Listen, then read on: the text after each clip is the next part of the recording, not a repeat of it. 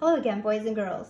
On page 105 in your book on chapter 7, we're going to do the experiment. We're going to make a hypothesis, which is a guess at what you think is going to happen. And then we're going to check our answers after we run the experiment. As you all know, this is called scientific method. And so what I want you to do is I want you to put on your thinking caps, and we're going to start the experiment right now. I have a cup of salt and a small cup of sand marked here, and I have 2 jars with water in them. What I'm going to do is I'm going to pour the salt into one jar and stir it.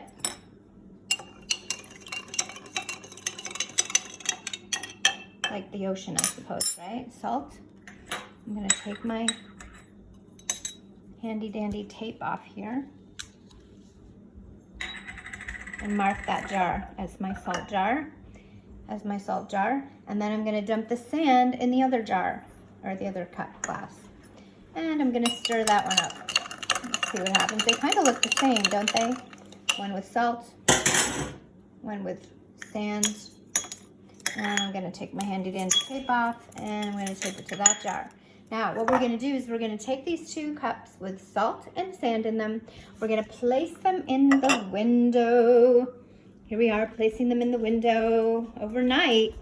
And I want you all to make a guess what you think is going to happen. Now, we don't have much sun, but we're going to imagine, a nice sunny day and make a guess as to what you think will happen. Oh, one thing I do need to do is mark it, Sharpie, so I can mark the jars where the water level is. That's one of the parts of our experiment. It's super important to do. So I'm going to grab a Sharpie, and then I'm going to mark the cup. Thank you, assistant. And the place where the water line went to. Let's mark it right there. And then this one we're going to mark right there, okay? And then we're going to tune in tomorrow and find out what happened to the water. Now, I have another really fun experiment we're going to do with, we're going to make a cloud. We're going to see what happens when the cloud gets really heavy. And so what I need to do is I need to make a cloud on this jar. Whee, look at that. Oh, so much shaving cream. Isn't that lovely? I hope it's not too much. But anyway, and then I have this little dropper, and I have some water with blue food coloring in it. So we're going to make it rain. Let's see if we can make it rain. If we put drops in. I might have put too much. We're just going to put drops of water in this shaving cream.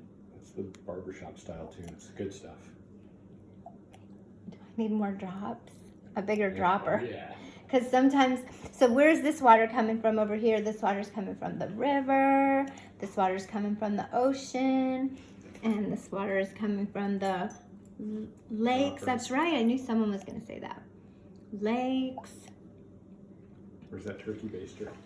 Oh yeah, that's a great idea.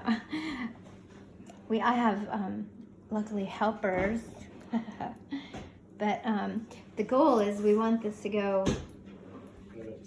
We want it to rain. We want to make this cloud so heavy. That's a big fluffy cloud. We call those cumulus clouds when they're really big and fluffy and white like that, right? And as they fill, they get flatter and become more like a cumulus. What? Or a nimbus cloud is where they're really straight and flat across the sky. You guys know that. Can you hold this? Can you continue to put more rain in that cloud? And I'm going to grab a dripper dropper, a heavier one. Okay. Oh, does this one work?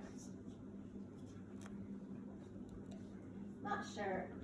So this experiment maybe doesn't work too good because I might put too much whipped cream in it. Whipped cream. Don't eat it. Don't eat this at home.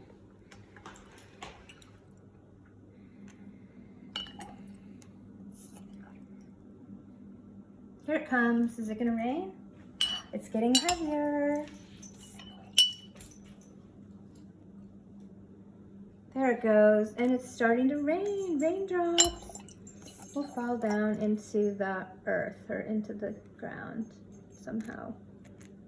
It's starting to turn blue. Anyway, try this at home, guys. See how it works out for you. I've got a little bit of rain. Here it is. There it goes. Yeah, it's coming. It's raining. It's raining in the bottom of the jar. You see where it's starting to drip down?